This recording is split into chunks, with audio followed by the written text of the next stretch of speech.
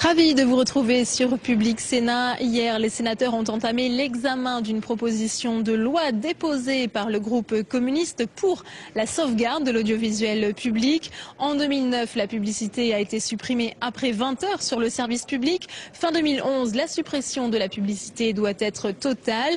Mais de nombreuses voix s'élèvent à droite comme à gauche pour le maintien de la publicité en journée. Principale raison invoquée, la fragilité du financement de France Télévisions, mais également son indépendance. Les sénateurs communistes réclament également la suspension de la privatisation de la régie publicitaire de France Télévisions. Tout de suite donc direction l'hémicycle du Sénat. Bonne séance à tous. L'ordre du jour appelle la discussion de la proposition de loi visant à assurer la sauvegarde du service public de la télévision, présentée par M. Jacques Rallit et les membres du groupe CRC-SPG. Dans la discussion générale, la parole est à M. Jacques Rallit, auteur de la proposition de loi. Vous avez la parole, chers collègues.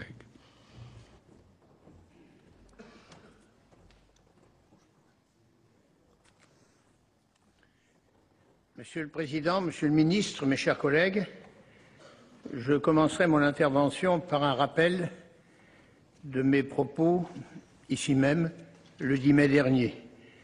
Je le fais notamment parce que ce jour-là, nous étions peu, mais même très peu.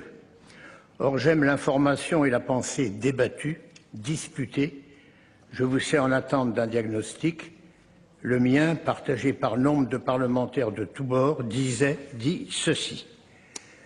Premièrement, le 4 avril 2007, à la rencontre Mon engagement pour la culture organisée par Nicolas Sarkozy, alors candidat, celui-ci dit « Il faut être ambitieux pour notre télévision et notamment pour les chaînes publiques. C'est un fait, l'audiovisuel public est actuellement sous-financé. » Deuxièmement, le 21 mai 2008, à la commission Copé, à laquelle je participais avec mon collègue Yvan Renard, et nous l'avons quitté, je déclare, au plan financier, la télévision publique n'est pas assurée de son avenir. C'est comme si les parents d'un enfant avaient décidé de ne plus le reconnaître. Aucune entreprise privée n'accepterait la situation faite à France Télévisions. Troisièmement, le 3 mars 2009, le Conseil constitutionnel valide la loi sur l'audiovisuel sous la réserve expresse, considérant neuf, que la suppression de la publicité sur France Télévisions soit compensée chaque année sous peine d'affecter son indépendance. Quatrièmement, le 14 octobre 2009, la Cour des comptes estime que, je cite, « la situation financière et prévisionnelle du groupe est très fragile ». Cinquièmement, le 7 avril 2010, la nouvelle commission culturelle de l'Assemblée nationale organise une table ronde fort suivie, j'y ai d'ailleurs assisté, où la majorité des propos rejoint mes conclusions. Sixièmement, le 10 mai 2010, lors du débat sur l'application de la loi relative à la communication audiovisuelle et au niveau service public de télévision, notre collègue Hervé Maurey du groupe centriste, qui a voté la loi en 2009, déclare en ce qui concerne la question des financements qui nous inquiétait il y a un an, la situation est, me semble-t-il, beaucoup moins satisfaisante. Ce même jour, notre collègue socialiste David Assouline, qui n'a pas voté la loi, fait une forte intervention sur la situation financière de l'audiovisuel public, incontestablement et gravement fragilisée. Tout ceci explique certainement que les engagements gouvernementaux de créer un comité de suivi de la loi et un groupe de travail sur la modernisation de la redevance n'aient pas été honorés. Le diagnostic est clair, le financement de la télévision publique ne peut rester en l'état et appelle des décisions immédiates, car il ne s'agit pas d'impression, mais des réalités suivantes. Premièrement, TF1 Bouygues continue de contester la taxe sur la publicité malgré un vrai redressement et a saisi l'Europe. Deuxièmement, l'Europe a tout contesté. La taxe de 0,9% sur les opérateurs de communication électronique il s'agit de 400 millions. La nature de la dotation budgétaire de 450 millions d'euros attribuée par l'État à France Télévisions en 2009, le régime fiscal TVA appliqué à l'Internet, qu'elle souhaite voir passer de 5,5 à 19,5%, notamment dans le cas des abonnements triple play, 60 à 100 millions d'euros qui vont à la création française et audiovisuelle deviendraient manquants. Enfin, l'aide envisagée par l'État pour le développement global média, parce qu'il s'agit d'un marché concurrentiel et que ces ressources doivent être de caractère privé. Bref, l'ensemble, je dis bien l'ensemble, des modalités de compensation de la publicité est contesté. L'État lui-même a réduit de 35 millions les 450 millions que nous avions votés, indiquant ainsi qu'il sanctionne au lieu de récompenser les performances réalisées par France Télévisions. Et c'est sur ce terrain financier entièrement fragilisé, 800 millions à 1 milliard d'euros sont en question, qu'interviendra le plan dit de non-rigueur de M. Sarkozy et Fillon. Va-t-il être appliqué et comment à France Télévisions en 2011? Un exemple, le Sénat a décidé d'une indexation de la redevance et a été suivi. Que va-t-il se passer? On nous dit qu'une mission qu'anime Catherine Morin-Desailly va rendre un rapport qui aurait toutes les couleurs, le mien étant pâle, insuffisant. Encore faudrait-il que cette minutie prospective n'ait pas en d'autres temps choisi un chemin moins exigeant, voire complaisant. En effet, comment s'expliquer qu'il faille faire un travail de chercheur au centime d'euro près pour envisager de ne pas supprimer la publicité diurne, alors que, à peine était intervenu le vote de la loi, il a suffi au lobby Bouygues TF1 de quelques interventions autoritairement pleureuses pour que la taxe d'émanation gouvernementale ratifiée par le Parlement passe de 3 à 1,5%, puis à 0,5%. Et cela alors que TF1 gagnait par la loi une deuxième coupure publicitaire, le passage de l'heure glissante à l'heure d'horloge, une durée de 9 minutes par heure contre 7 auparavant, ainsi que la possibilité de racheter 2 chaînes de la TNT à des prix défiant toute concurrence. La Bruyère, dans des biens de fortune, avait raison. S'il est vrai que les riches soient colères, c'est que la moindre chose puisse leur manquer ou que quelqu'un veuille leur résister. Il y a aussi des personnes qui ne veulent pas revenir sur la suppression totale de la publicité. Étant donné son omniprésence antérieure, aboutissant à une insatiable mercantilisation des programmes, on peut s'expliquer ce parti pris. C'est un vieux débat. Mais dans une proposition de loi relative à l'audiovisuel enregistrée à la présidence du Sénat le 22 avril 1999 sous ma signature et élaborée pendant 6 mois par une trentaine de personnes faisant et aimant la télévision, on peut lire à l'article 6. Les missions spécifiques du service public constituent le fondement d'un financement mixte dont bénéficie le service public de l'audiovisuel. Le financement public et pluriannuel du service public de l'audiovisuel est assis sur la redevance et des aides publiques décidées en fonction de contrats d'objectifs conclus entre l'État et le service public de l'audiovisuel. Le financement privé du service public de l'audiovisuel repose sur les ressources publicitaires et la création de nouveaux services. Afin de garantir l'indépendance et le respect des missions du service public de l'audiovisuel, l'organisme collecteur de ressources publicitaires est séparé des services de programmation. Les clauses contractuelles des contrats de publicité ne peuvent être fondées sur l'audience des émissions, mais seulement sur des critères prenant en compte l'heure de diffusion. Pour l'ensemble des sociétés de programmes du service public de l'audiovisuel, le temps consacré à la diffusion de messages publicitaires ne peut être supérieur à 5 minutes par période de 60 minutes. La perte de recettes est intégralement compensée par l'État. Ainsi, pour les auteurs de cette proposition de loi, qui n'a eu droit qu'à 3 minutes d'examen d'ailleurs au Sénat, la publicité participe à un financement croisé qui, plafonné et régulé strictement, devient même partie prenante de la garantie de liberté et d'indépendance pour l'audiovisuel public. Mais il faut aller plus loin pour analyser le blocage fondamental que nous connaissons aujourd'hui sur le maintien de la publicité diurne, c'est-à-dire sur les finances de la télévision publique. Il suffit de rapprocher 2 déclarations. La Cour des comptes du 14 octobre 2009 a dit plus que la situation financière difficile.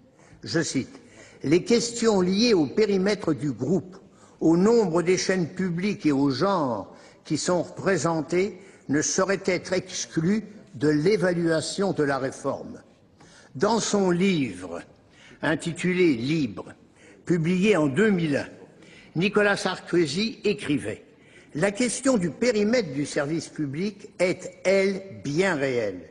Je suis convaincu que nous ne pourrons maintenir tout à la fois France 2, France 3, Arte et la 5e. Pas moins de 4 chaînes nationales de services publics qui pêchent souvent par un grave déficit de complémentarité et d'identification.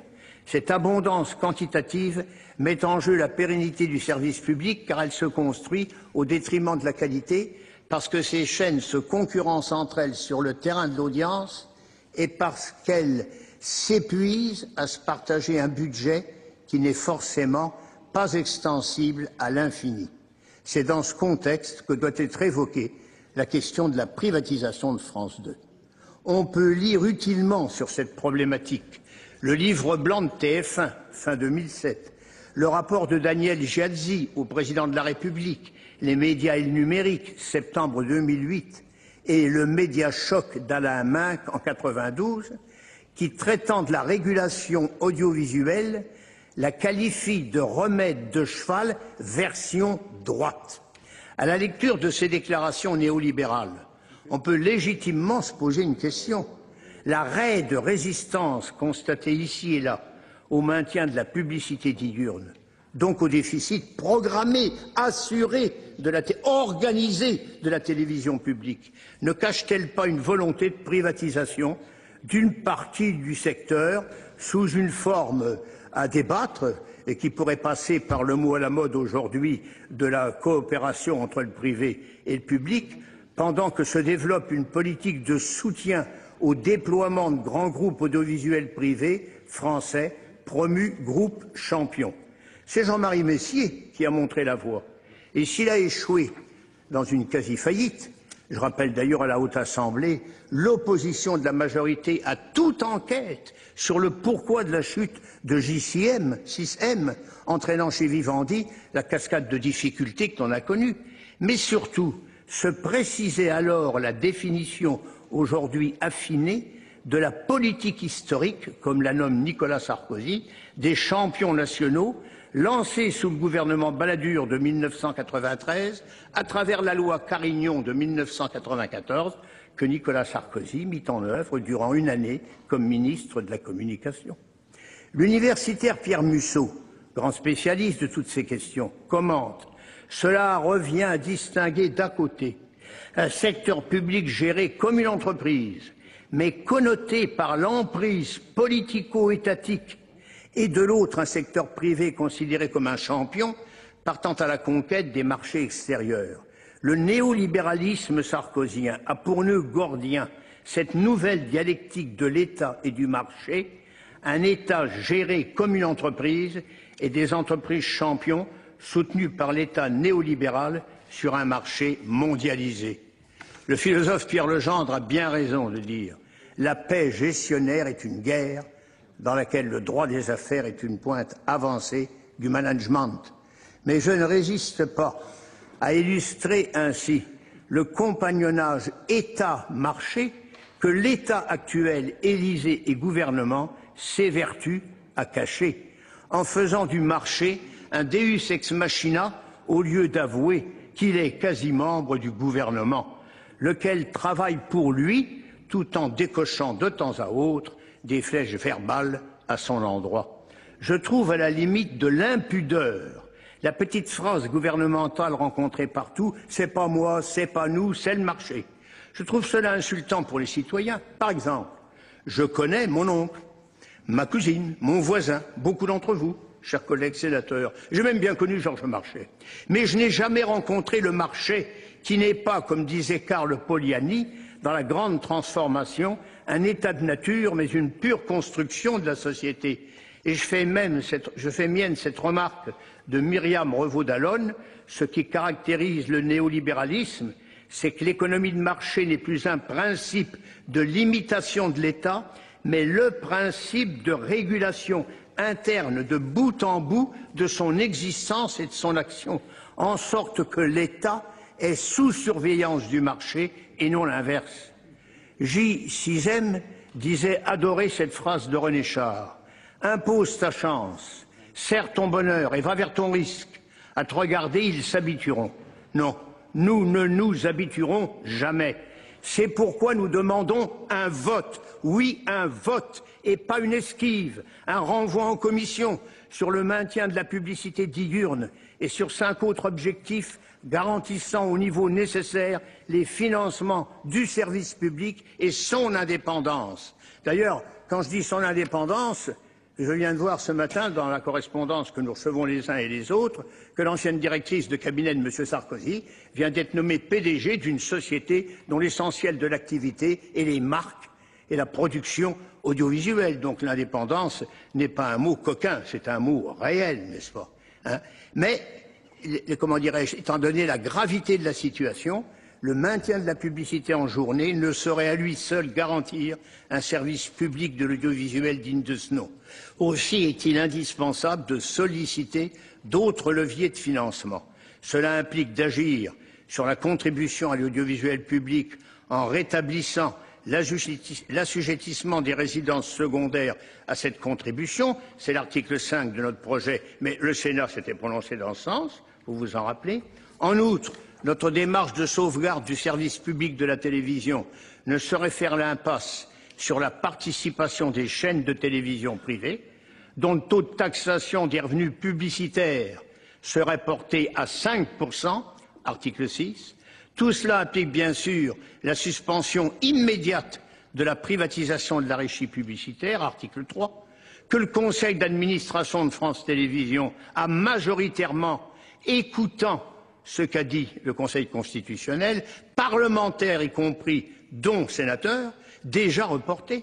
Enfin, article 4, l'indépendance décisionnelle, éditoriale et de programmation de la société France Télévisions implique qu'aucune instruction écrite ou orale ne puisse être adressée par le pouvoir exécutif à France Télévisions, qui arbitre seul et librement de cette décision en conseil d'administration, celui-ci désignant, il faudra bien revenir un jour, seul son président. C'est pourquoi nous demandons un vote.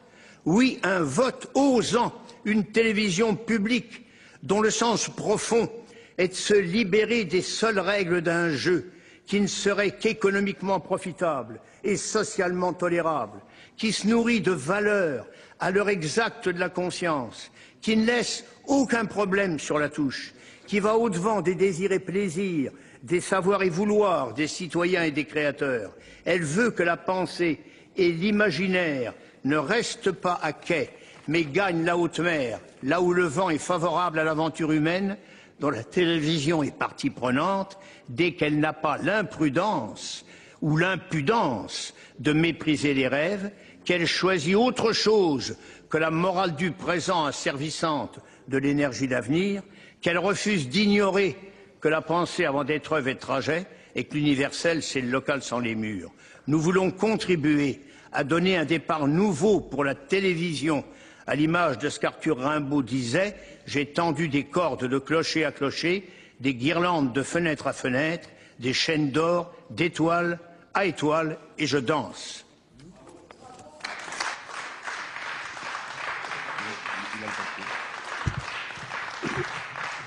Je vous remercie, chers collègues. Oui, vous êtes maintenant rapporteur. Monsieur le rapporteur, vous avez la parole. Alors, Monsieur le Président, Monsieur le Ministre, mes chers collègues, c'est en tant que rapporteur de la proposition de loi du groupe CRC-SPG, assurer la sauvegarde du service public de la télévision, que j'interviens présentement. D'abord pour dire que la majorité de la Commission n'a pas adopté ces propositions dont je viens de parler, pour deux raisons principales. Premièrement, elle déclare attendre le rapport de contrôle budgétaire de la télévision qu'elle fait actuellement de concert avec la Commission des finances. Je dis au passage que de plus en plus, n'est-ce pas, la Commission des finances intervient dans la vie des autres commissions. Et on l'a vu par exemple sur la taxe qui avait été avancée pour la numérisation, hein, eh bien, après, il y a eu un rapport qui s'est développé, et dans la presse, on a dit le Sénat, n'est-ce pas, aime Google. Eh bien, je connais ici beaucoup de monde, et sur beaucoup de bancs, en tout cas sûrs de ce côté-là, et qui ne sont pas d'accord avec Google. Donc, premièrement, voilà ce qu'elle a dit. Deuxièmement, elle est attachée à la suppression totale, en tout cas certains de ses membres, à la publicité qui doit être non présente sur la totalité des écrans de la télévision publique. Ça, c'était ma première remarque d'honnêteté constative, n'est-ce pas? Mais j'en veux faire d'autres graves sur la procédure des PPL, de cette PPL. Procédure sur laquelle s'est appuyée la majorité de la Commission des affaires culturelles pour exprimer son désaccord. Il est normal qu'une proposition de loi soit rapportée par un parlementaire de même sensibilité que ses auteurs. Pourtant, la pratique que je viens d'en avoir a fait chanceler cette évidence. Tellement l'organisation qu'impliquent ces PPL, sortie de la réforme constitutionnelle du 23 juillet 2008, est alambiquée, ou me plaçant sur un autre registre, a presque une nuance comique.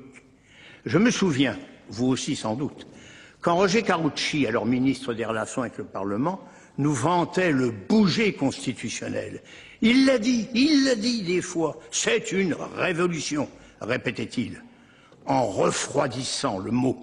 Alors, j'ai consulté le parcours législatif offert au PPL, qu'on prouve aux pages 22 et 23 des guides pratiques d'application de la révision constitutionnelle au Sénat.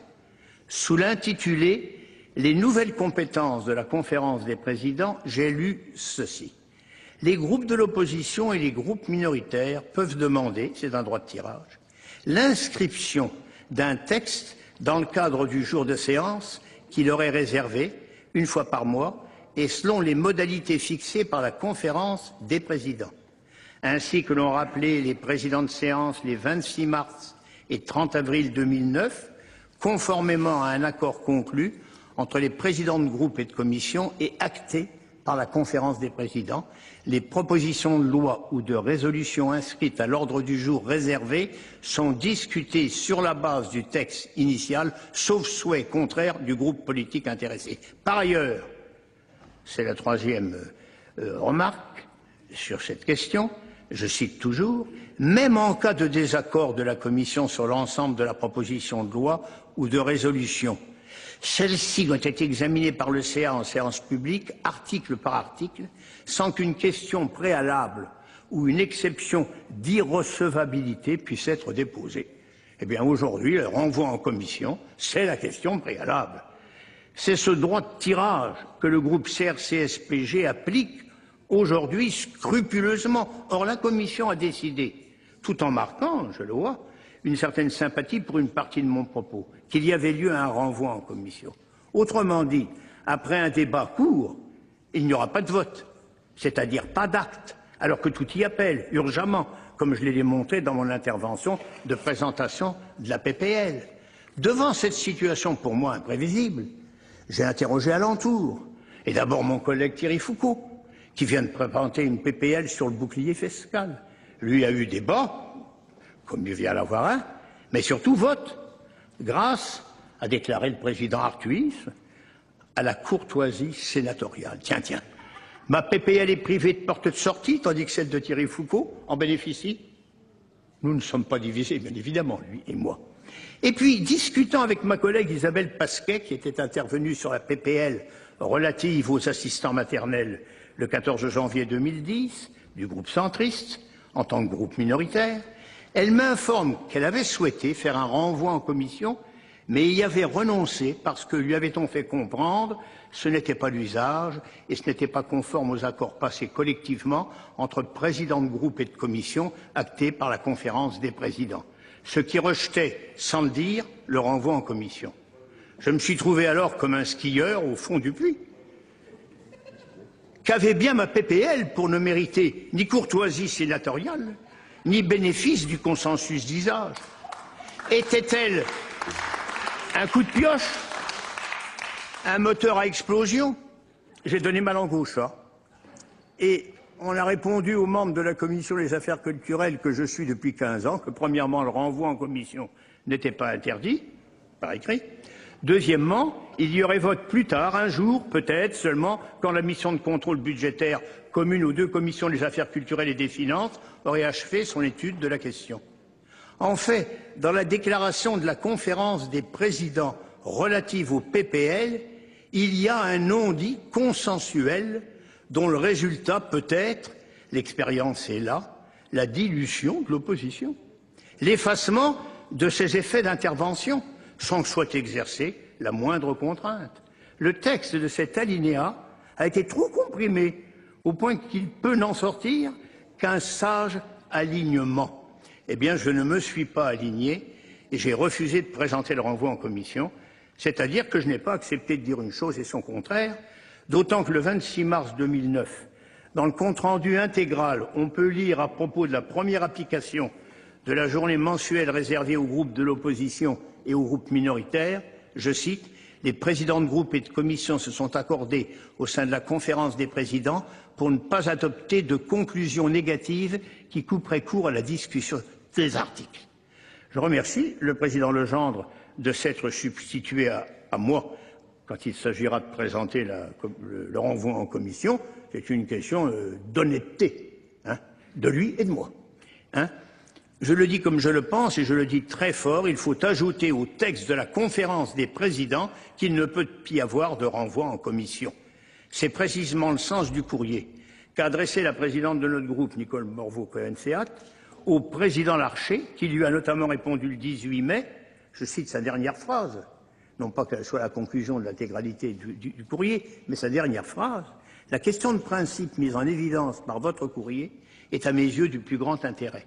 C'est pourquoi il me paraîtrait utile, si cela recueillait votre assentiment, je suis sûr qu'il est déjà donné cet assentiment, que cette question puisse être soumise à un groupe de travail sur la réforme de notre règlement.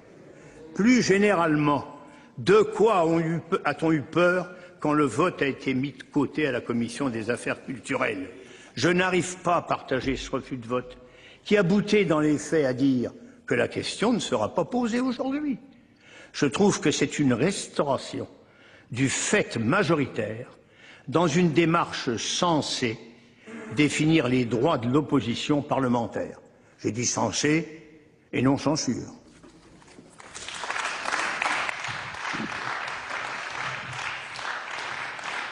Je vous remercie, mon cher collègue. La parole est à Monsieur Frédéric Mitterrand, ministre de la Culture et de la Communication. Vous avez la parole, Monsieur le ministre.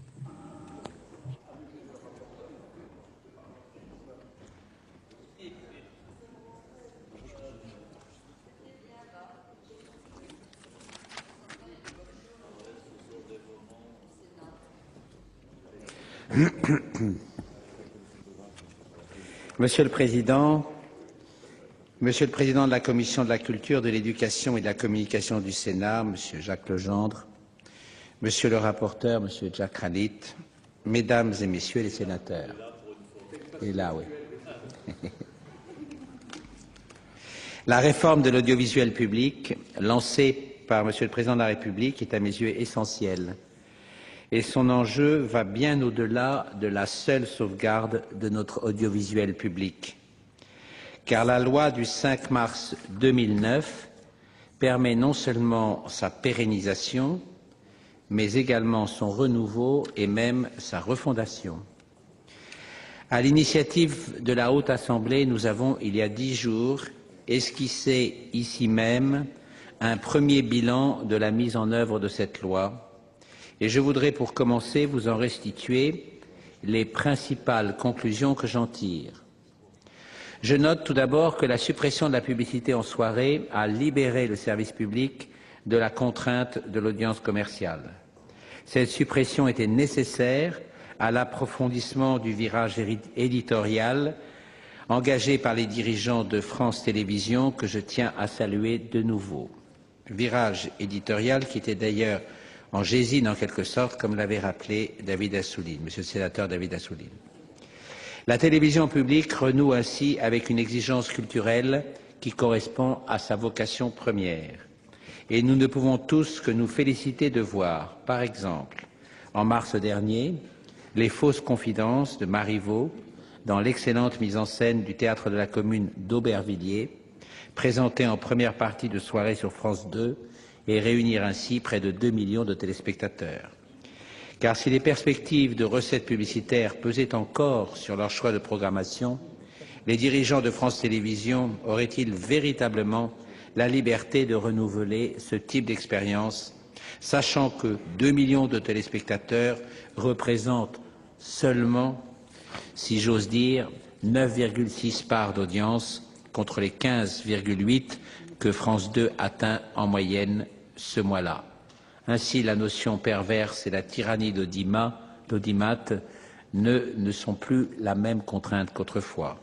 Et de la même manière, les mêmes résultats ont été obtenus pour la diffusion de la pièce Colombe de Jean Anouilh il y a encore quelques jours. Certains, tout en reconnaissant l'avancée pour la liberté éditoriale que constitue la suppression de la publicité en soirée, considèrent que nous pourrions et même devrions en rester là.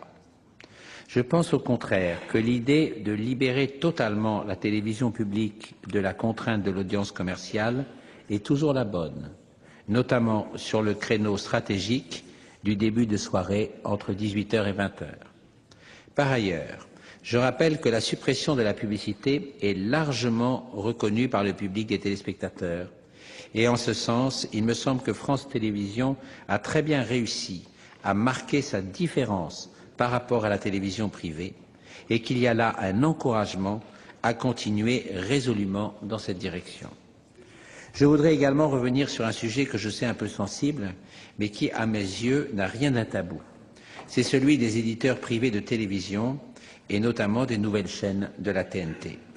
Leur développement est essentiel, à la fois parce qu'il contribuera au pluralisme de l'offre, mais parce qu'il apportera aussi à la création française des ressources financières supplémentaires. En effet, comme vous le savez fort bien, les chaînes de télévision financent massivement notre création, dans le cadre d'obligations fixées par la réglementation, sur la base de leur chiffre d'affaires, et il faut à l'évidence maintenir ce dispositif vertueux. Pour cela, il est hautement souhaitable que le financement de l'audiovisuel soit clarifié, c'est-à-dire que la télévision publique soit financée par des fonds publics et la télévision privée par la publicité. Voilà les raisons pour lesquelles le gouvernement estime que la réforme doit être menée jusqu'à son terme et que la publicité commerciale doit disparaître des services nationaux de France Télévisions, y compris en journée. Cela étant posé, je tiens à répondre point par point aux éléments qui vous inquiètent, Monsieur le Sénateur, et qui vous ont conduit à déposer cette proposition de loi. Concernant l'indépendance de France Télévisions, tout d'abord, et singulièrement la procédure de nomination de son président. La loi du 5 mars 2009 et la loi organique adoptée le même jour ont modifié la procédure de nomination du président de France Télévisions et plus largement des sociétés nationales de programme. Par ces nominations, il s'agit pour l'État actionnaire d'assumer ses responsabilités. Et c'est précisément ce qu'a souhaité le président de la République. Cette nouvelle procédure de nomination offre de nombreuses garanties. En particulier, la nomination par décret du président de la République ne peut intervenir qu'après avis conforme du Conseil supérieur de l'audiovisuel et après avis des commissions parlementaires chargées des affaires culturelles dans chacune des deux assemblées. Elle a été une première fois mise en œuvre avec la nomination de M. Jean-Luc Hess à la présidence de Radio France, par un décret en Conseil des ministres du 7 mai 2009. Vous y avez d'ailleurs été étroitement associé, comme le prévoit la loi. Cette nouvelle procédure a fait ses preuves, puisqu'elle a abouti à la nomination d'un professionnel aux compétences remarquables. Et force est de constater que l'indépendance des sociétés nationales de programme concernées n'est aucunement entamée, comme l'a d'ailleurs confirmé le Conseil constitutionnel. La même sérénité, le même sérieux entoureront le choix de la personne appelée à assurer la prochaine présidence de France Télévisions. Et lorsque j'entends ou lorsque je lis ça et là que les jeux seraient faits et que le successeur éventuel de M. de Carolis serait connu, je m'étonne. Je trouve que c'est faire peu de cas du Parlement et du Conseil supérieur de l'audiovisuel. Je souhaite en revanche souligner 2 points qui, eux, sont tout à fait certains. C'est d'abord mon total accord avec le Président de la République quant à notre ambition pour la prochaine présidence de France Télévisions. Sa détermination, comme la mienne, sont qu'un professionnel accompli conduise France Télévisions vers cette télévision du XXIe siècle et porte haut les valeurs fondamentales de l'excellence du service public. C'est en second lieu que vous, parlementaires, serez régulièrement associés à cette future nomination qui représente un choix fondateur pour l'avenir de notre audiovisuel public. J'en viens à la garantie du financement de France Télévisions qui suscite également vos inquiétudes. Je commence par vous dire que vous avez raison d'estimer que l'indépendance de France Télévisions est liée aux garanties et à la visibilité dont disposeront les dirigeants sur le financement. Eh bien, ces garanties et cette visibilité sont justement assurées par la loi, puisque de façon corrélée à la suppression de la publicité, le mode de financement de France Télévisions a évolué. Pour compenser la perte des recettes publicitaires, le législateur a en effet prévu que la dotation issue de la contribution à l'audiovisuel public, c'est-à-dire la redevance, soit désormais complétée par une dotation complémentaire issue du budget général de l'État. Cette évolution me semble rationnelle, raisonnable et pour tout dire vertueuse. D'abord parce que le remplacement d'une recette publicitaire incertaine par une recette publique assurée constitue pour France Télévisions un facteur indiscutable de sérénité financière et éditoriale. Mais aussi parce que le financement de la réforme est bel et bien prévu. Le montant de la ressource publique à prévoir pour les années 2009 à 2012 figure noir sur blanc dans le plan d'affaires de l'avenant au contrat d'objectifs et de moyens conclu entre la société publique et l'État. Il tient compte de l'ensemble des paramètres, dont la suppression de la publicité en soirée en 2009, ainsi qu'à partir de fin 2011 en journée. J'en profite pour rappeler que la loi prévoit donc la suppression totale de la publicité sur France Télévisions au moment où la France aura entièrement basculé dans la télévision numérique, c'est-à-dire justement fin 2011. Cette date n'a pas été choisie au hasard. L'extinction totale de la diffusion analogique permettra de réaliser des économies importantes sur les coûts de diffusion qui limiteront d'autant le besoin de financement complémentaire apporté par l'État. Quant à la révision de la dotation budgétaire de France Télévisions en 2009, permettez-moi de vous apporter les précisions suivantes. Les faits d'abord. France Télévisions, la Commission pour la télévision publique et le gouvernement ont évalué en 2008 à 450 millions d'euros la dotation budgétaire destinée à compléter le financement de France Télévisions. Le plan d'affaires pour 2009-2012, finalisé en mai 2009, a repris ce montant au regard des estimations de recettes publicitaires. Or, il est apparu au cours de l'année 2009 que les recettes réellement encaissées dépassaient largement les prévisions. La révision de la dotation budgétaire de France Télévisions est donc tout ce qu'il y a de plus logique et relève d'une saine gestion des deniers publics, d'une gestion responsable qui sait tenir compte des autres besoins de l'audiovisuel. Cette réduction s'est faite dans le respect de l'indispensable retour à l'équilibre de France Télévisions.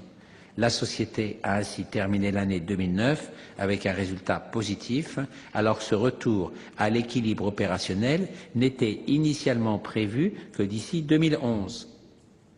Le troisième sujet d'inquiétude que vous avez exprimé n'est pas fondé, me semble-t-il, davantage. Il concerne le dynamisme de la contribution à l'audiovisuel public. Bien que la dotation budgétaire complète désormais le financement de France Télévisions, la majeure partie de ce financement continue à provenir du produit de la contribution à l'audiovisuel public.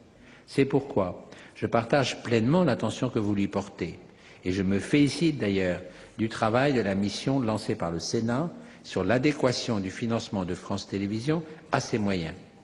Comme vous, je suis extrêmement attentif aux déterminants de l'ex-redevance audiovisuelle. Assiette de la contribution à l'audiovisuel public, montant, champ des bénéficiaires. Eh bien, là encore, les faits me semblent tout à fait clairs. La contribution à l'audiovisuel public a été rehaussée de 2 € en janvier 2010 et elle est depuis 2009 indexée sur l'inflation. Ces mesures lui assurent une solidité et un dynamisme qui garantissent à notre audiovisuel public un financement fort et pérenne.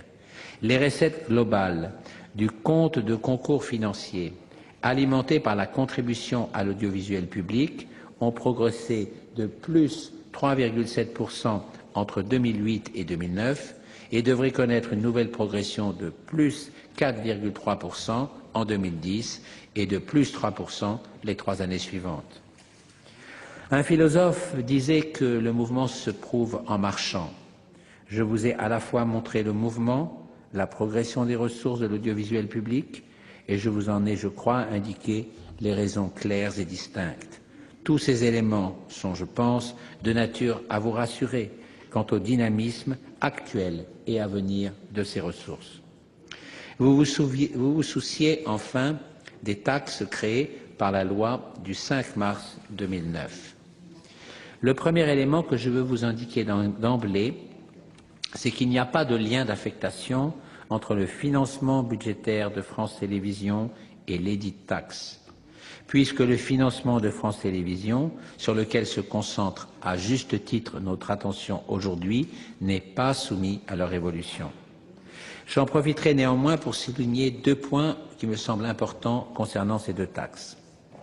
La taxe sur la publicité télévisée a vu son taux réduit en 2009 en raison des difficultés économiques du secteur, mais elle demeure en dépit de cette réduction conjoncturelle. Quant à la taxe sur le chiffre d'affaires des opérateurs de communications électroniques, elle fait certes l'objet d'une discussion avec la Commission européenne, mais nous contestons les griefs notifiés à ce sujet. En tout état de cause, je le répète, il n'existe pas de lien entre cette taxe et le financement budgétaire de France Télévisions. Tous ces éléments, je l'espère, sont de nature à vous rassurer quant à l'avenir serein de la télévision publique, auquel je suis, vous le savez, particulièrement attaché. La loi a été votée il y a 1 an. Nous ne sommes qu'à la moitié du chemin et nous devons mener cette réforme jusqu'à son terme. Ses conséquences, notamment financières, sont parfaitement prises en compte. Ce dont France Télévisions a besoin aujourd'hui, tout comme l'ensemble du secteur audiovisuel, c'est de stabilité législative et réglementaire. C'est précisément ce que lui garantit la loi. Alors, dans ce cadre, renoncer à l'ouverture du capital de la régie de France Télévisions serait tout à fait contre-productif et pénaliserait les salariés de la régie.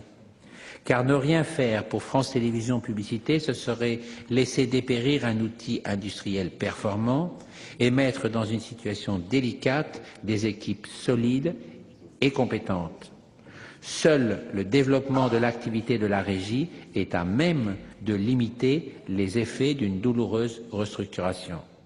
À cette fin, France Télévisions a fait le choix d'ouvrir le capital de la régie à un partenaire industriel. Le gouvernement approuve logiquement ce choix responsable. Outre l'avenir des salariés de France Télévisions Publicité, ce sont aussi les moyens dont pourra disposer France Télévisions qui m'importent. Renoncer à l'ouverture du capital de la régie mettrait également en péril les perspectives de ressources commerciales qui subsisteront après la fin 2011. La publicité régionale, le parrainage, la publicité sur Internet. Leur développement ne pourra s'appuyer que sur une régie forte et dynamique, c'est-à-dire ouverte à de nouveaux horizons industriels. Je vous rappelle enfin que la décision d'ouvrir le capital de la régie ne relève aucunement d'une demande de l'État. Elle a été prise par la direction de France Télévisions elle-même, approuvée par son conseil d'administration, où siègent à la fois des représentants de l'État, des parlementaires, des personnalités indépendantes nommées par le CSA et des représentants du personnel, et dont le rôle est de veiller aux intérêts de l'entreprise. Il s'agit là d'un processus parfaitement transparent. Pour conclure, je rappellerai que le mouvement de suppression de la publicité en journée sur France Télévisions, dont nous débattons aujourd'hui, fait, comme il se doit, l'objet d'un processus d'évaluation prévu par le législateur. Avant que la suppression ne soit effective, le gouvernement devra remettre au Parlement, au plus tard, le 1er mai 2011, un rapport sur l'impact de la fin de la publicité en soirée qui permettra de faire le point. Pour l'ensemble de ces raisons, et compte tenu du travail engagé par les sénateurs dans le cadre de la mission sur l'adéquation du financement de France Télévisions à ses moyens, le gouvernement n'est pas favorable à l'adoption de cette proposition de loi. Je vous remercie pour votre attention.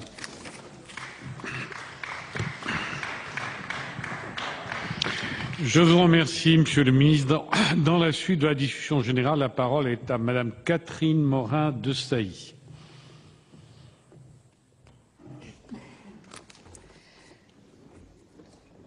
Monsieur le Président, Monsieur le Ministre, mes chers collègues, comme vous tous, j'ai écouté attentivement l'exposé de notre collègue Jacques Rallit relatif à la proposition de loi qu'il a déposée le 6 avril dernier. Proposition de loi visant à assurer la sauvegarde du service public de la télévision. Assurer la sauvegarde du service public de la télévision, c'est, je crois, notre objectif commun, qui d'ailleurs avait mobilisé de nombreux d'entre nous l'année dernière sur le projet de loi relatif à la communication audiovisuelle et au nouveau service public de télévision. Mais plutôt que sauvegarder, je préférerais qu'on utilise les mots pérenniser et développer. Car telle est, je crois, l'ambition que nous avons eue. Sinon, je vous le dis aujourd'hui, je ne me serais pas autant battue pour l'indexation et la revalorisation de la redevance. Et je vous remercie encore, chers collègues, de nous avoir suivis avec Michel Thiollière dans ce combat. La pérennité et le développement de France Télévisions reposent bien entendu sur des financements adéquats. Et là, Monsieur Rallit, je vous rejoins complètement, je vous l'ai dit en commission. Mais aussi sur une gestion stratégique de ceux-ci, sur une différenciation accrue de l'offre du service public par rapport à ses concurrents, sur sa capacité à muter rapidement désormais en média global. Dans un paysage audiovisuel qui s'est considérablement diversifié ces dernières années, notamment par l'arrivée des chaînes de la TNT, face aux nouvelles pratiques générées par le boom de l'Internet et des innovations technologiques, la télévision publique doit non seulement se moderniser, mais également se singulariser, développer une offre éditoriale originale, de qualité et attractive, lui permettant ainsi d'être un des grands vecteurs de la culture pour chacun, comme vous aimez à l'affirmer, Monsieur le Ministre. Là sont avant tout les conditions de sa survie, chers collègues, si vous souhaitez parler ainsi. Mais il faut avoir aussi une vision globale des défis à relever qui, même s'ils sont primordiaux, ne sont pas exclusivement financiers. C'est pourquoi nous avons adopté la loi du 5 mars 2009 avec des dispositions permettant à France Télévisions cette adaptation que le président Patrick de Carolis avait de lui-même sagement engagée. C'est donc cet ensemble d'objectifs qu'il ne faut pas perdre de vue si on souhaite voir aboutir cette réforme bien engagée. Bien engagée, il est vrai, mais encore au milieu du gué. Attaché à la réussite de la réforme, le groupe centriste a jugé bon qu'un débat sur sa mise en œuvre soit organisé dans le cadre de la semaine réservée au contrôle parlementaire. Car nous, centristes, sommes très attachés au rôle du Parlement en matière de contrôle de l'action gouvernementale, rendu possible par la réforme de la Constitution d'août 2008. Vous reconnaîtrez, Monsieur Rallit, que comme vous, nous jouons pleinement notre rôle et que c'est sans complaisance que nous avons réaffirmé nos exigences quant aux mesures non appliquées et aux promesses non tenues. Je pense notamment au comité de suivi composé de 4 députés et 4 sénateurs, ainsi qu'au groupe de travail sur la modernisation de la redevance. D'ailleurs, Monsieur le Ministre, j'en profite pour vous demander une réponse à ce propos que nous n'avons pu obtenir le 10 mai dernier. Nous avons aussi exposé nos préoccupations devant l'incertitude pesant sur les taxes que vous avez largement évoquées, même si elles ne sont pas directement affectées. Je prends, Monsieur le ministre, à témoin. Mon collègue Hervé Maurey a évoqué la taxe sur les FAI. J'ai quant à moi souligné que l'effet d'aubaine escompté pour les chaînes privées n'avait pas été au rendez-vous, et j'ai, tout comme vous, et comme chacun ici, parce que nous sommes tous des élus responsables, exprimé mes inquiétudes face au contexte économique très dégradé dû à la crise. Nous avons donc exprimé nos inquiétudes sur les modalités du financement de Groupe France Télévisions. C'est pourquoi aussi, en tant que rapporteur, j'ai tenu à vous rappeler les précautions que nous avions prises à l'époque avec mon collègue Michel Thiollière au nom de notre commission pour justement pouvoir, après observation de la mise en œuvre de la réforme dans sa première phase, le cas échéant, ajuster le modèle économique de l'audiovisuel public. Je redis, comme nous l'avions dit à l'époque, que la clause de revoyure introduite à l'article 18 par notre collègue Christian Kert est un garde-fou et, conformément à ce que nous écrivions, je me penche donc aujourd'hui avec mon collègue de la Commission des finances, Claude Belot, sur, je cite, les effets culturels et financiers de la diminution de la publicité sur le service public. Car si le comité de suivi que nous avions fait inscrire à l'article 75 de la loi n'a hélas pas été mis en place, notre commission, et là je tiens à remercier son président Jacques Legendre qui a été très réactif, a, dès le mois de novembre dernier, décidé du coup que soit mise en place une mission de contrôle sur l'adéquation des moyens de France Télévisions à ces missions. Et là, Monsieur Ralid, je tiens à préciser que cette demande émane strictement de la commission Culture et non de la commission des finances, sous la domination de laquelle nous ne sommes pas. Ce travail que vous m'aviez confié, mes chers collègues, est l'occasion d'un bilan d'étape précis de la réforme qui, vu le contexte, ne saurait être bâclé. Vous qui avez tant de fois dénoncé l'urgence dans laquelle nous avons bien souvent dû légiférer, je ne vois pas pourquoi il faudrait tout d'un coup, sans éléments tangibles d'appréciation, se précipiter à modifier une loi votée il y a tout juste un an. Si la situation de France Télévisions reste fragile, je vous l'accorde, et d'ailleurs, la Cour des comptes, dans son rapport, l'a souligné. Elle n'a pas non plus pris la tournure dramatique que vous lui prédisiez et que vous lui voyez aujourd'hui, Monsieur Ralid, qui justifierait aujourd'hui votre éventuelle proposition de rétablir dans la précipitation la publicité après 20 heures. Rappelons qu'en 2009, le financement de France Télévisions a été suffisant pour que le groupe soit à l'équilibre et pour 2010, la contribution à l'audiovisuel public et la dotation de l'État ont assuré l'augmentation des ressources prévues par le contrat d'objectifs et de moyens. Je veux aussi là souligner que le virage éditorial dont chacun se félicite aujourd'hui a aussi été favorisé par la suppression de la publicité après 20 heures.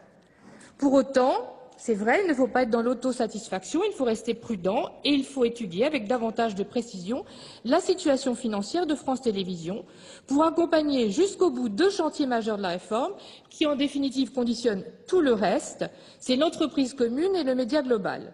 Il faut aussi, comme le recommande la Cour des comptes, préserver l'équipe dirigeante des atermoiements et revirements qui ont affecté la stratégie de l'entreprise au cours des dernières années. Il n'y a pas lieu, en tout cas, de crier au loup aujourd'hui et de remettre en cause le calendrier non plus que nous nous étions fixés pour aborder l'échéance de la clause de revoyure prévue en mai 2011 dans de bonnes conditions. S'il est important, en effet, que les décisions pour l'avenir de la régie publicitaire soient prises, et je me suis renseignée, au plus tard fin 2010, on notera quand même dans l'attente que nos deux collègues, Michel Thiollière et Christian Kert, administrateurs de France Télévisions, ont pris toutes les garanties pour que soit poursuivie la réflexion, en ne votant pas sa privatisation. Les décisions quant au financement de l'audiovisuel ne se prendront pas en tout état de cause avant la prochaine loi de finances, c'est-à-dire à la fin de l'année. En conséquence, à moins qu'on ne cherche à court-circuiter sciemment le travail de fond que nous menons avec mon collègue Claude Belot, et là je m'interroge où se trouve la courtoisie si tel était le cas. Travail qui doit être rendu avant la fin de la session parlementaire, il me paraît raisonnable de différer en la renvoyant l'examen de cette proposition de loi. Et chers collègues, cela remet nullement en cause votre propre travail, vos propres appréciations. Certaines d'entre elles, d'ailleurs, vous le savez, nous l'avons dit en commission, nous les partageons. Monsieur Rallit, vous reconnaissiez vous-même, d'ailleurs, en commission le 4 mai dernier, que le rapport d'information de Monsieur Bello, qui avait été réalisé en 2000, portait un diagnostic très fin sur l'avenir de l'audiovisuel public. Donc, ne pensez-vous pas qu'il serait pertinent d'attendre un peu plus d'un mois et d'obtenir un nouveau diagnostic qui, s'agissant du même collègue, ne devrait donc non plus pas manquer de finesse? Aux effets de manche, pardonnez-moi au risque de paraître plus terne, moi je préfère la rigueur de la démonstration. Et avant de voter de nouvelles dispositions, je pense plus sérieux que les parlementaires puissent avoir connaissance de toutes les informations nécessaires, de tous les chiffres précis, pour justement assurer au plus juste les besoins et ressources du groupe public. Je tiens d'ailleurs à votre disposition la liste des personnes que j'ai auditionnées avec mon collègue, pas moins d'une soixantaine pour l'instant, des travaux en cours et des travaux à venir. Ne prenons pas donc le risque de voter aujourd'hui des articles qui, en ce qui me concerne, sans plus de précision, me posent des questions. Je prendrai quelques exemples. J'ai déjà eu l'occasion de commenter l'article 2 portant sur l'éventuel retour de la publicité après 20 heures. S'agissant de l'article 3, il me semble difficile de statuer définitivement sur la vente de la régie publicitaire tant que nous n'avons ni confirmé ni infirmé la suppression totale de la publicité sur les chaînes de France Télévisions avant 20 heures. L'article 5, je prends un autre exemple, a trait à la contribution audiovisuelle. Vous nous proposez l'élargissement de son assiette aux résidences secondaires, proposition d'ailleurs qui émanait de la commission Copé. Je tiens à le rappeler, je crois que la contribution à l'audiovisuel public, et que chez nombre de mes collègues partagent ce point de vue, mérite une réflexion plus poussée sur son équité et sa modernisation. Je crois qu'on peut être beaucoup plus ambitieux. Concernant votre article 6 qui porte sur la taxe sur les recettes publicitaires des chaînes privées, par esprit de justice, nous sommes déjà revenus sur cette taxe il y a peu de temps, en l'abaissant à 1,5%, pour justement éviter aux chaînes privées de payer pour un effet d'aubaine qui n'a pas eu lieu. Je crois que nous ne serions pas crédibles en proposant dès maintenant de la passer de 3 à 5%. Vous êtes, comme nous, très attachés à l'indépendance de France Télévisions. Je vous rappelle que qui dit indépendance du pouvoir politique dit aussi indépendance de l'expertise des besoins de financement. Je regrette alors, par exemple, que pour assurer une meilleure adéquation du financement aux missions du groupe, aucun dispositif d'évaluation indépendante et neutre, comme cela se fait en Allemagne avec la CEF, ne soit prévu dans votre proposition. Nous avions d'ailleurs fait adopter en séance au Sénat un amendement permettant un rapport annuel confié au CSA sur le financement de l'audiovisuel public. Vous vous étiez abstenu, c'était votre choix sur cette proposition. Mais je crois que c'était une bonne idée et que ce document aurait été précieux. Tout comme je l'exprimais le 10 mai, je pense que autant nous devons nous saisir du débat en amont, comme nous le faisons, comme nous l'avons fait le 10 mai dernier, autant nous devons attendre avant de décider de revenir ou non sur la loi du 5 mars 2009. D'ici là, comme vous vous y êtes engagé, Monsieur le Ministre, le gouvernement devra remettre au Parlement un rapport sur l'incidence. Je vous demande de conclure, chers collègues. 1er mai 2011. En conclusion, mes chers collègues, je voudrais vous dire que nous savons tous que la situation a changé du fait de la crise économique par rapport à ce qu'elle était début 2008. Notamment, le déficit budgétaire s'est creusé de façon alarmante. Des paramètres nouveaux sont également intervenus. Nous saurons prendre, je crois, nos responsabilités le moment venu. Celui-ci aussi le temps de la discussion budgétaire qui n'est pas si éloigné. Pour toutes les raisons que j'ai donc invoquées, je maintiens ce matin ma demande de renvoi en commission au nom de la sagesse, qui me semble être la marque de fabrique de notre Assemblée, tout autant que la courtoisie. Je vous remercie de votre attention. Je vous remercie. La parole est à Monsieur David Assouline. Je vais essayer de ne pas dépasser plus qu'elle. Bien, c'est une proposition de loi qui arrive à un moment où la question de savoir si l'audiovisuel public, France Télévisions, doit passer à une nouvelle étape de sa dépendance financière, consacrant encore plus sa mise sous tutelle par le pouvoir politique, en supprimant la publicité, y compris avant 20 heures, et dans le débat public, cette question. Je le rappelle, il n'y a que deux systèmes qui permettent l'indépendance financière, donc politique, tant vis-à-vis du commerce que de l'État.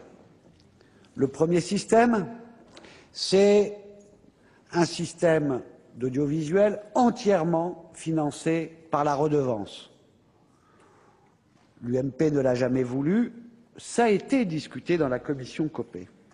Ou le deuxième système, ce qui prévalait avant cette réforme, un financement par la redevance, qui n'est pas la même chose que par le budget de l'État, et un financement par la publicité qui permettait qu'on était dépendant ni de l'un ni de l'autre par l'équilibre que cela produisait. Et ce système, vous vous rappelez que je l'ai mentionné, a fonctionné, trouvé un équilibre, trouvé une qualité, trouvé un public et a permis des changements éditoriaux amorcés bien avant la réforme de l'année dernière, consacrant la qualité, y compris à des heures de grande écoute. Aujourd'hui, de ce problème de principe, quel est le financement qui assure l'indépendance? Et je veux quand même dire qu'à l'épreuve d'une année, quand nous disions la dépendance financière, ça va être une dépendance politique, on ne se trompait pas, car nous connaissons les pressions que subissent la direction de France Télévisions et différents échelons de cette direction constamment par le pouvoir politique aujourd'hui, même si tout n'est pas sur la place publique. Et je veux même dire qu'hier, en regardant la télévision, j'ai pu constater à 20 heures comment on pouvait traiter une chef de l'opposition par rapport, dans le même exercice d'interview, au regard de comment l'on interviewe le chef de l'État et avec quelle complaisance. Et je me suis dit que vraiment, j'ai mal pour le service public quand je vois ça. Alors, il y a la deuxième raison qui, elle, est conjoncturelle. C'est que on ne peut pas expliquer aux Français qu'il manque 100 milliards dans les caisses de l'État et que donc, il faut se serrer la ceinture. Il faut arrêter les dépenses sociales, les réduire, et les dépenses publiques, alors que, ici et là, il y a besoin de plus de services publics et de meilleurs services publics. On ne peut pas leur dire ça et leur dire qu'on va aller au bout en supprimant une recette de 430 millions d'euros avant 20 heures qui a été apportée l'année dernière, en allant au bout du chemin et supprimant l'ensemble de la publicité. D'autant que même ce qui était prévu, ça c'est 430 millions en moins qu'a rapporté la régie, mais les taxes qui devaient permettre à l'État de financer même le passage actuel seulement après 20 heures ne sont pas au rendez-vous. Elles ne sont pas au rendez-vous. La taxe sur les recettes publicitaires, pas au rendez-vous, parce qu'avec la crise, les effets et le report qu'il y a eu sur les chaînes privées n'a pas été celui qui était prévu, et donc les rentrées ne sont pas celles qui étaient prévues. Elles sont moindres. Deuxième recette, sur les télécoms, 300 millions. Pour l'instant, ça rentre, mais on sait que Bruxelles a attaqué, et je le dis ici, et on en reparlera. Ce n'est pas une attaque comme ça et la France va gagner. Elle est argumentée, elle est nettement avancée, et nous serons sanctionnés. Donc, ça ne rentrera pas dans les années à venir, et pour les 2 années passées, il faudra rembourser 300 millions à chaque fois.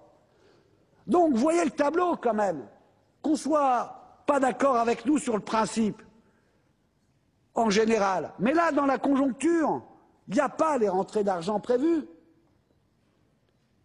Et en plus, les caisses de l'État sont vides. Alors, continuer l'entêtement est quelque chose que vient demander d'arrêter M. Rallit avec sa PPL. C'est l'essentiel de ce qu'il propose, ne pas supprimer la publicité avant 20 heures. Je veux finir en vous disant aussi qu'il y a beaucoup de contradictions dans la façon dont vous avez voulu procéder par une manœuvre sur cette histoire du renvoi en commission.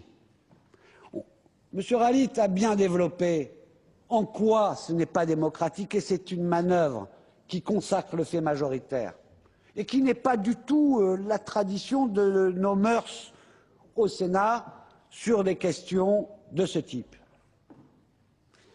Mais il y a une raison. Je me suis dit, pourquoi vont-ils jusque-là? On vote, ils sont majoritaires, ils votent contre. Mais en réalité, vous le savez pourquoi. Parce que ce que nous disons là est partagé par beaucoup de professionnels et de responsables de la majorité, y compris par le président du groupe UMP à l'Assemblée nationale, qui a dit lui-même qu'il fallait revoir le fait de passer à la suppression totale de la publicité. Mais comme ce n'est pas encore arbitré, comme vous avez encore un peu de temps, puisque ça se décidera au final que à peu près avant l'été 2011, vous, par une manœuvre, pour convenance politicienne, vous mettez un coup de canif à une procédure démocratique. Et ce n'est pas comme ça que l'on fait la loi, et ce n'est pas comme ça que l'on fait vivre la démocratie. Je voulais finir en disant cela, haut et fort, parce qu'il en va de l'avenir, y compris des PPL et des droits de l'opposition, qu'on voulait au contraire consacrer quand on a discuté de ces niches et de ces droits accordés à l'opposition. Et pour finir, sachez que l'opposition n'est pas toujours l'opposition, elle peut devenir majoritaire. Et ce que je veux vous dire ici, c'est que cette indépendance vis-à-vis du pouvoir politique que nous défendons, elle n'est pas conjoncturelle, c'est aussi pour demain, s'il y a un changement de majorité, ce sont des principes démocratiques que nous défendons ici. Je vous remercie. Mes chers collègues, la parole est à M. Jean-Pierre Plancade.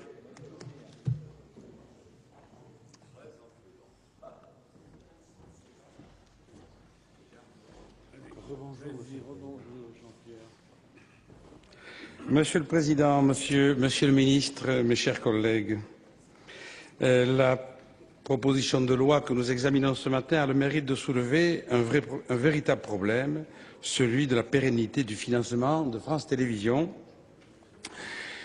Et donc, nous trouvons que cette proposition vient fort à propos. Ça a permis d'ailleurs à Monsieur le Ministre de donner des explications plus longues parce qu'effectivement, la situation financière, la situation de l'État nous préoccupe. Et je comprends le cri de douleur que viennent pousser Jacques Rallit et ses collègues en déposant cette proposition de loi parce que nous savons tous ici, et personne ne le met en cause, son attachement au service public et au service public de la télévision.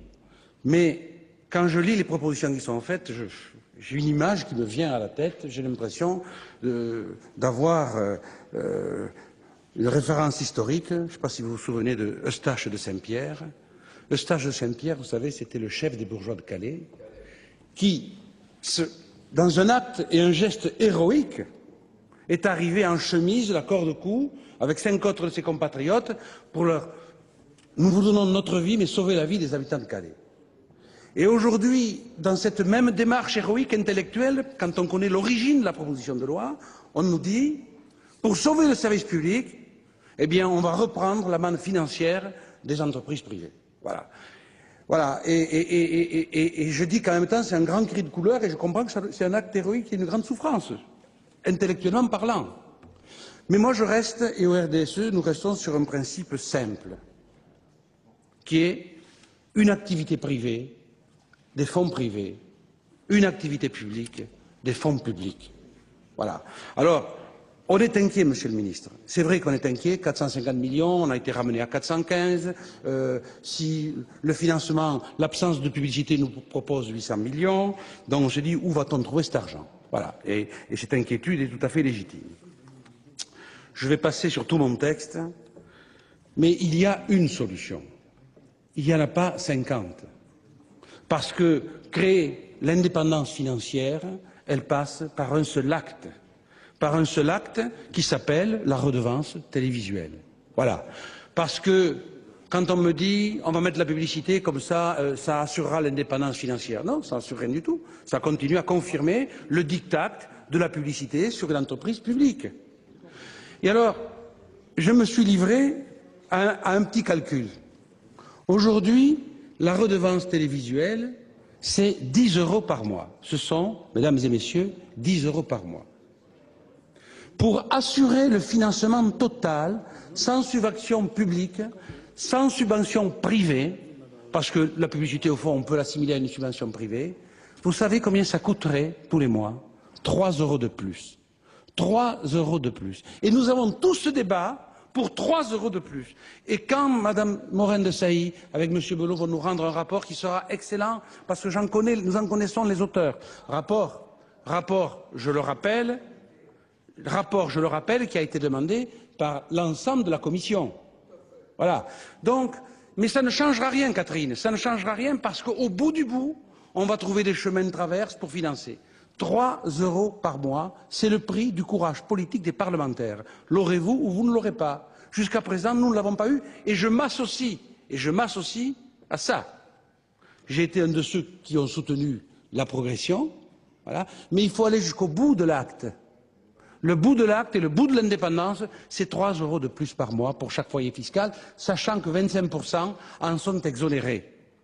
Voilà, mesdames et messieurs, ce que je voulais vous dire, et vous dire qu'on ne votera pas contre cette proposition de loi, mais on ne la soutiendra pas non plus, parce que nous pensons que, même s'il y a des choses pertinentes à l'intérieur, même s'il y a des choses qui sont justes et avec lesquelles nous sommes complètement d'accord, mais nous pensons tout de même que activité publique, fonds publics, activité privée, fonds privés. Voilà, mesdames et messieurs, ce que je voulais vous dire au nom des radicaux de gauche et du RDSE. Je vous remercie, chers collègues. La parole est à M. Jean-Louis Masson.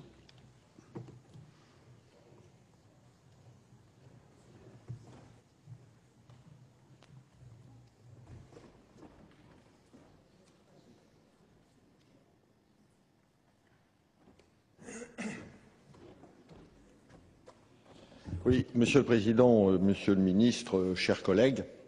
Je voudrais préciser ma position sur ces problèmes de télévision pour dire tout d'abord que je crois que nos concitoyens sont suffisamment, disons, pressurés par la fiscalité, et notamment les concitoyens les plus modestes, sans qu'il soit obligatoirement judicieux de rajouter des prélèvements sur des impôts ou des prélèvements qui vont encore obérer finalement leur situation.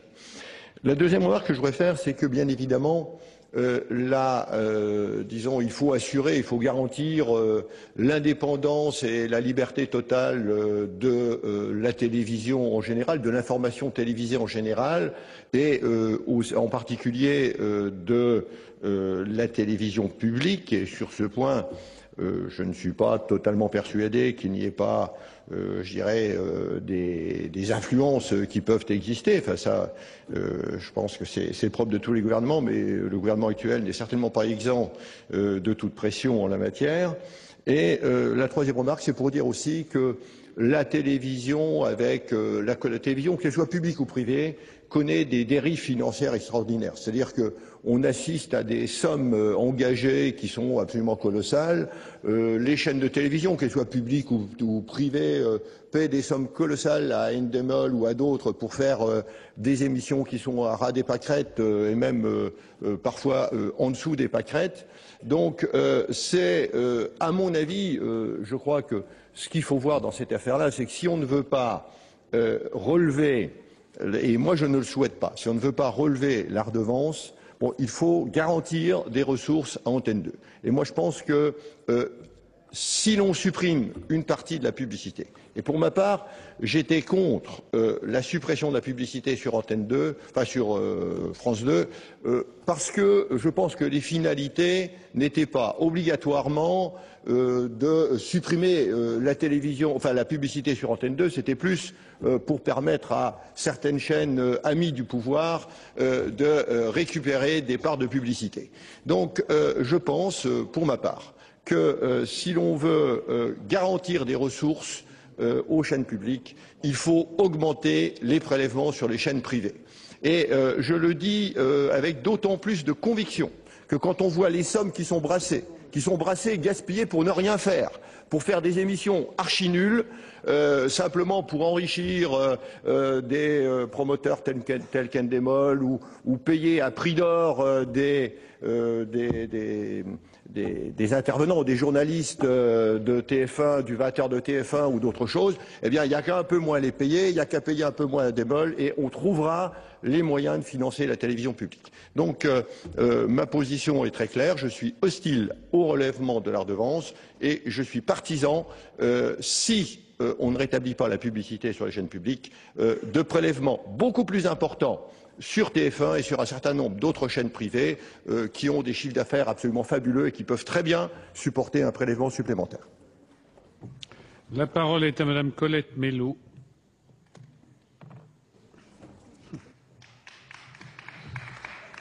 On va déposer les 15 heures.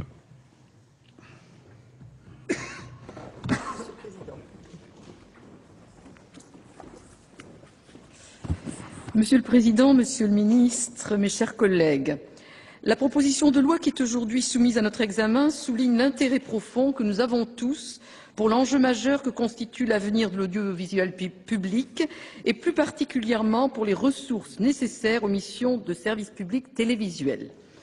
Toutefois, je suis réservée à l'idée de revenir sur le processus retenu par la loi du 5 mars 2009. La loi du 5 mars 2009, un peu plus d'une année après son entrée en vigueur, a permis de répondre à une certaine idée du service public télévisuel en renouant avec une exigence culturelle de qualité pour le plus grand profit de tous les publics. La mise en œuvre de cette réforme est un succès tant dans son application par les professionnels que dans la manière dont elle a été accueillie par les téléspectateurs. L'une des dispositions phares de cette réforme salutaire est bien évidemment la suppression progressive de la publicité. Libérer la télévision publique de la publicité est une nécessité culturelle, mais aussi une nécessité économique, car la publicité n'est pas une manne inépuisable et la crise nous l'a confirmé. Cette mesure de suppression progressive de la publicité est largement plébiscitée par les téléspectateurs, qui apprécient que les programmes de première partie de soirée puissent débuter dès 20h35, plus de 70% d'entre eux s'en déclarent satisfaits, et j'ajoute que les programmes de deuxième et de troisième partie de soirée démarrent eux aussi plus tôt et rencontrent ainsi un plus large public.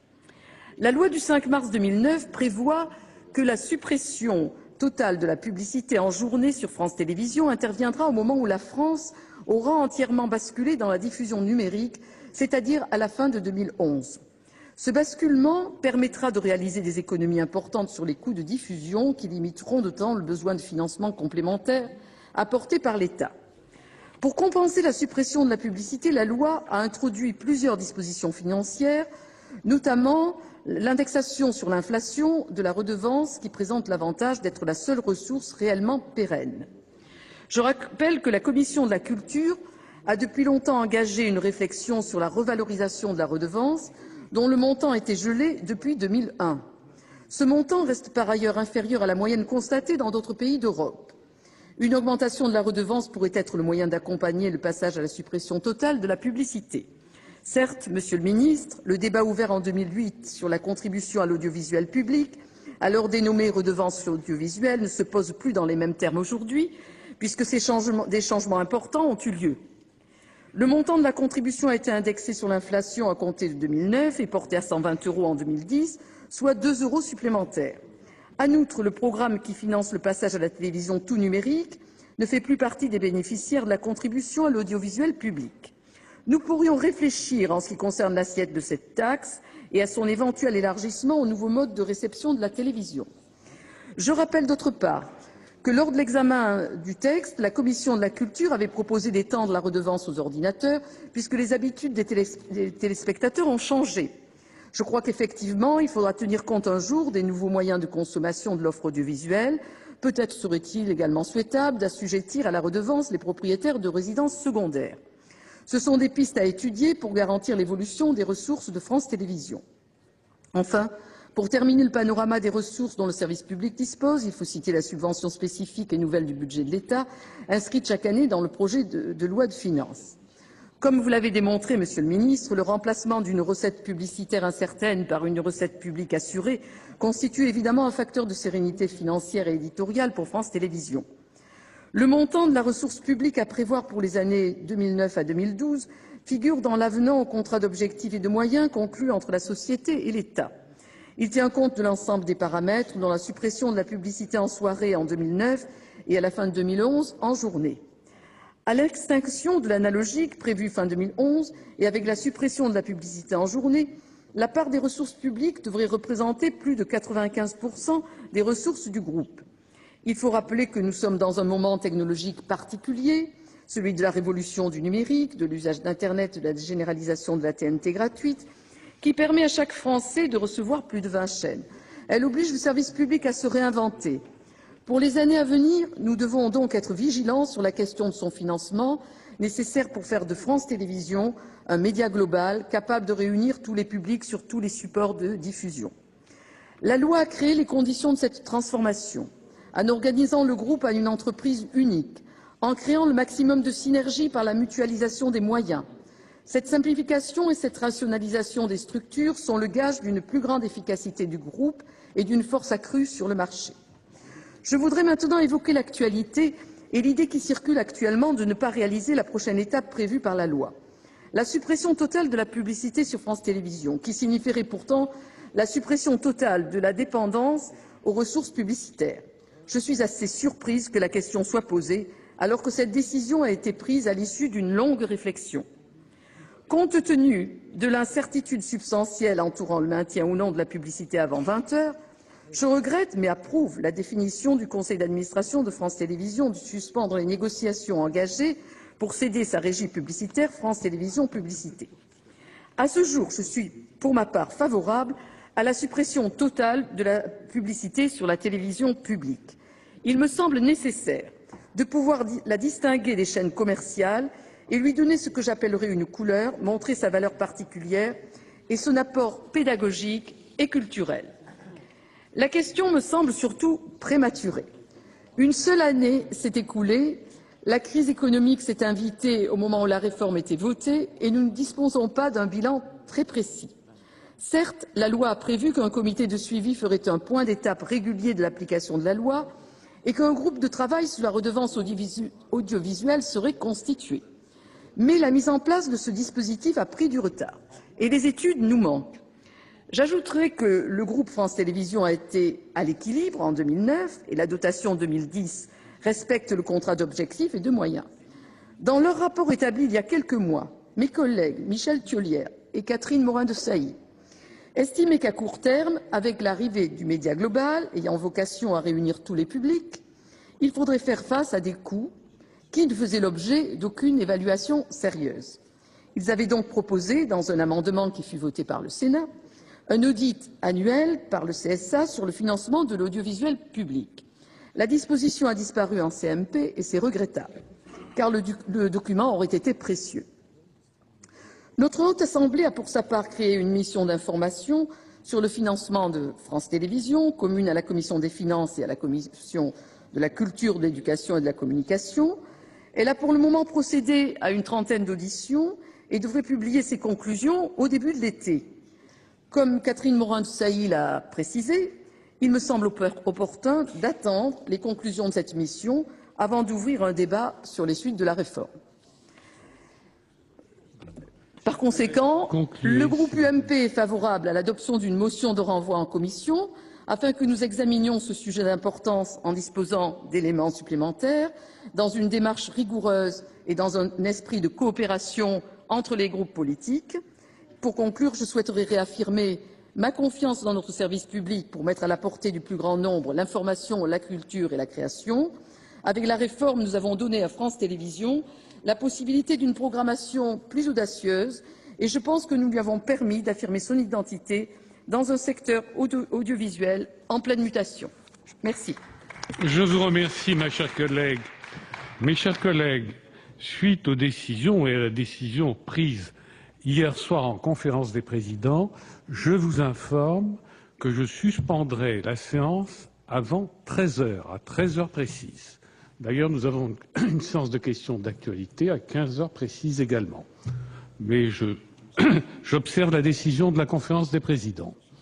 La parole est à Monsieur Yvan Renard.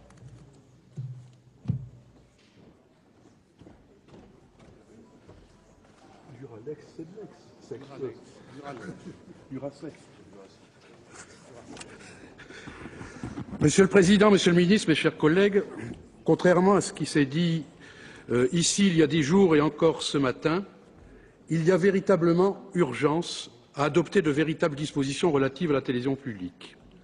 Comme a pu le développer mon ami Jacques Ralite, la télévision est, dans son financement et donc dans son indépendance, gravement menacée. C'est pourquoi notre proposition de loi ne se contente pas de faire un bilan de l'application de la loi du 9 mars 2009 qui a bouleversé l'équilibre économique de France Télévisions, elle en tire les conséquences et propose des solutions avant qu'il ne soit trop tard. Car oui, il est indispensable que le groupe France Télévisions possède dès aujourd'hui, et non pas comme prévu par la clause de revoyure en 2011, des éléments constitutifs et déterminants de l'élaboration de sa stratégie de développement, à savoir le maintien de ses ressources publicitaires.